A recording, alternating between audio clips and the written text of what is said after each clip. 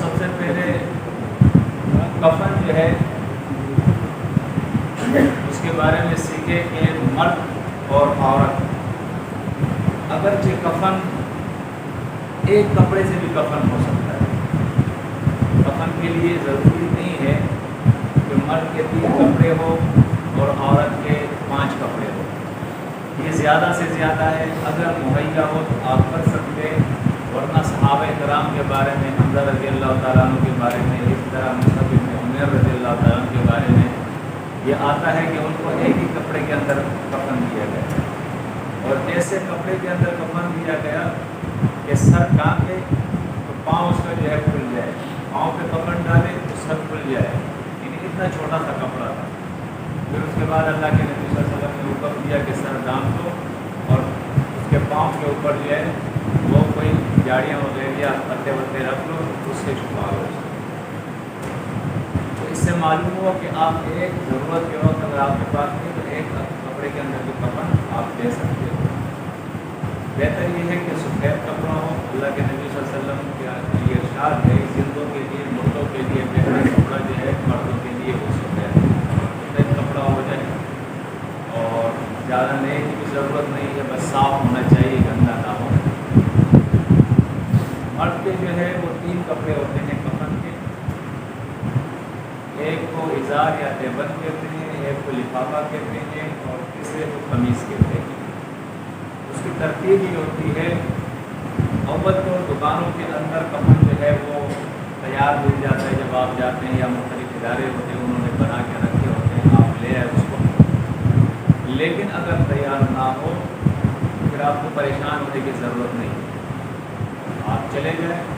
دکان پہ 7 ساڑھے 7 8 میٹر کے قریب جو ہے وہ کپڑا آپ لے لیں۔ کپڑا لینے کے بعد آپ اپنے گھر پہ لے آ جائیں،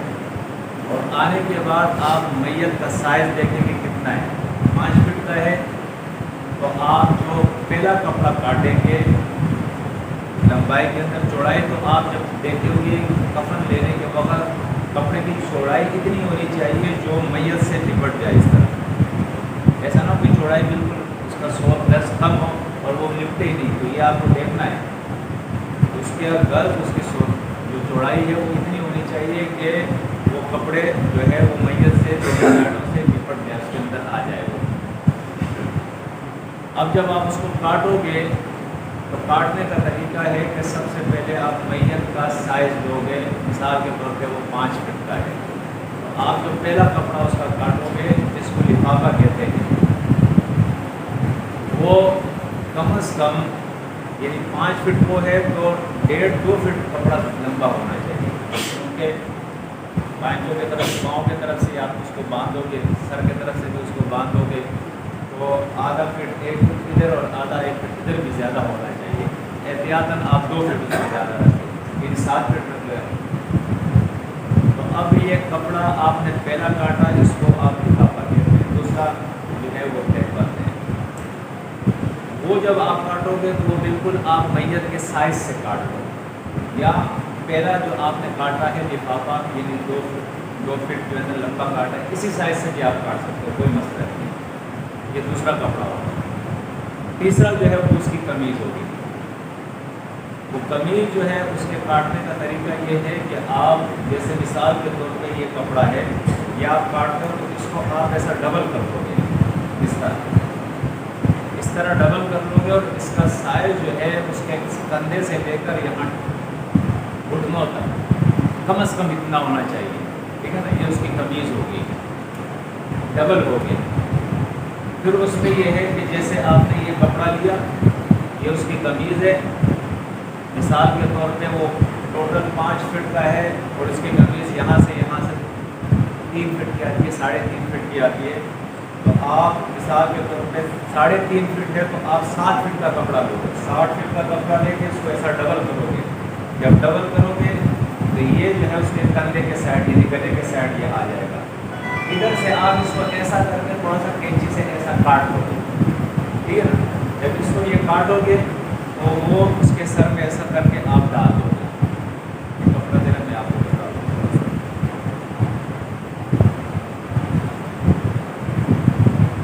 یہ آپ نے ڈبل کر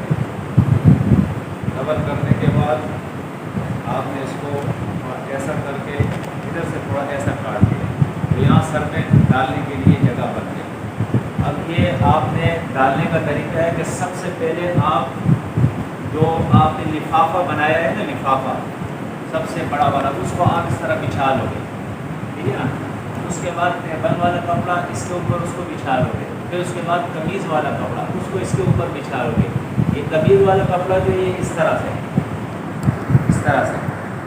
جب اس کو بچھاؤ گے آپ، یہاں جو ہے نا مثال کے طور پہ یہ میت پڑی ہے، یہ مثال کے طور پہ میت پڑی ہے، اس کے نیچے ہم نے ایک کپڑا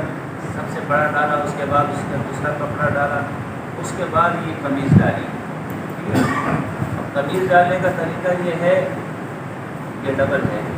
یہاں سوراخ ہے سر کے لیے، تو یہ اوپر والا جو ہے اس کو ہم ایسا لپیٹ دیں گے، ایسا لپیٹ دیں گے. صحیح ہے. اب یہ میت ادھر آ گئی، اب یہ جو ہے یہ سوراخ والی جگہ ہے، یہ اس کے سر میں ایسے چلے جائے گی اور پھر اس کو ہم ایسا کر دیں گے. یہ میت اس کے اندر چھپ گئی، ٹھیک ہے. یہ قمیض اس کا سر ادھر نکل آئے گا. پھر ہم یہ قمیض اس کے آ گئی اس کے اوپر، ٹھیک ہے نا. تو قمیض آنے کے بعد اب جب میت کو ہم لپٹیں گے، ٹھیک ہے، قمیض کو سب سے پہلے آئیے اس کے یعنی جہاں میت پڑا ہوا ہے سب سے پہلے وہی آ گئی. اس کے بعد وہ جو ٹیبل جس کو ہم کہتے ہیں اس کا کپڑا، تو اس کا کپڑا لپیٹنے کے لیے کوئی طریقہ مخصوص نہیں ہے. یعنی آپ یہ نہیں دیکھیں کہ بھائی میں بائیں طرف سے اس کو پہلے کپڑے کو لپیٹوں، دائیں طرف کو لپیٹوں، کسی طرف سے بھی لپیٹ سکتے ہیں، لیکن عام طور پر جو لپیٹتے ہیں وہ بائیں طرف سے لپیٹتے ہیں. یعنی بائیں طرف اس سے پہلا کپڑا آپ لوگے ادھر لپیٹو گے، پھر دائیں طرف سے کپڑا لے کے لپیٹو گے، پھر نیچے والی لفافہ جو ہے اس کا بائیں طرف سے کپڑا لپیٹو گے، دائیں طرف سے کپڑا لپیٹو گے، یہ پورا کپڑا اس کے اوپر آ گیا، ٹھیک ہے نا. سر سے باندھ لو گے، پاؤں سے باندھ لو گے، لیکن یہ 3 کپڑے ڈالنے سے پہلے آپ کرو گے کپڑے کی ایسی پٹیاں لو گے، 3 پٹیاں کاٹو گے،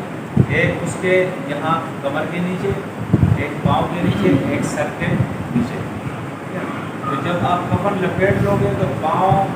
کمر والی اور یہ والی تینوں پٹیاں باندھ لو گے تاکہ کفن کھلے نہیں، احتیاط ہے، ٹھیک ہے. تو یہ ہے طریقہ کفن کا.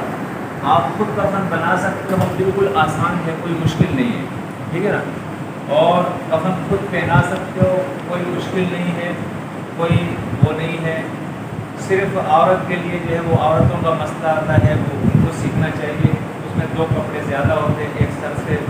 بالوں سے لپیٹ لیتے ہیں اور ایک سینہ بند اس کو بولتے ہیں، وہ یہاں آتا ہے اور وہ سینے کے اوپر ایسے آ جاتا ہے. بس یہ 2 کپڑے